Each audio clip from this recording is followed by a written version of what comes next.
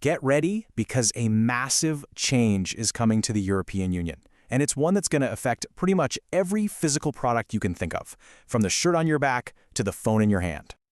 It sounds like a pretty weird question, right? Does your t-shirt need a passport?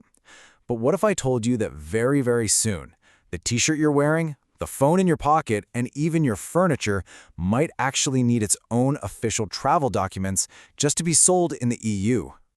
Because by 2027, that's pretty much what's happening. There's a sweeping new EU regulation that is set to fundamentally change the rules for transparency, for sustainability, and for traceability for almost every physical good on the market. This whole thing is part of something called the Digital Product Passport, or DPP for short. So let's break down exactly what it is, who needs to be paying close attention, and how you can get ready for this major shift. So, what is a digital product passport really? Well, think of it like a birth certificate, a full-service history, and a recycling manual all rolled into one single digital file. It's a mandatory record of a product's entire journey, from the raw materials it's made of to its environmental impact and even how to repair it. Now, the really critical thing to get here is how fast this is all happening. This is not some far-off concept we can worry about later. These deadlines are coming up quick. Let's take a look at the actual timeline.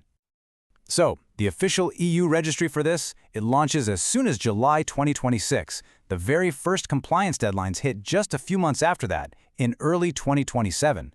And by 2030, this is going to be the standard for most major product categories out there. The rollout actually starts with batteries in February 2027. From there, it expands pretty quickly to include iron and steel, then it moves on to textiles and apparel, and finally, consumer electronics and furniture. If your business is in any of these sectors, well, the clock is officially ticking. Okay, so how does all this work on a technical level? The EU has actually broken down the requirements into 4 core pillars, 4 absolutely essential components that every single DPP system is going to need to have. These 4 pillars are the foundation of the whole thing. A unique ID for every product, a physical tag on the product, a digital link to its info, and an accessible data system. Let's dive into each one. First up, every single item. And I don't just mean the product line, I mean each individual product needs its very own globally unique ID. And this ID has to stick with the product for its entire life, all the way from the factory floor to the recycling plant. Second, that unique ID has to be physically on the product itself. So we're talking about a QR code, maybe an NFC tag, or an RFID chip that anyone, whether it's a customer, a repair shop, or a regulator, can just scan to get access to its digital passport. Third, you need a bridge to get from the physical product to its digital data. When someone scans that QR code, a service called a resolver has to instantly translate that scan into a direct link to all of the product's information. And finally, all of this data has to live somewhere, right? This 4th pillar requires a standardized, machine-readable data system.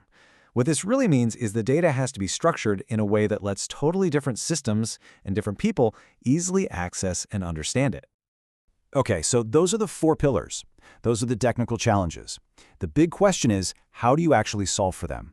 Let's take a look at one example of a practical solution, a system called RivetChain, just to see how it meets these requirements head-on. And here, you can see how a system like this maps directly to the EU's requirements.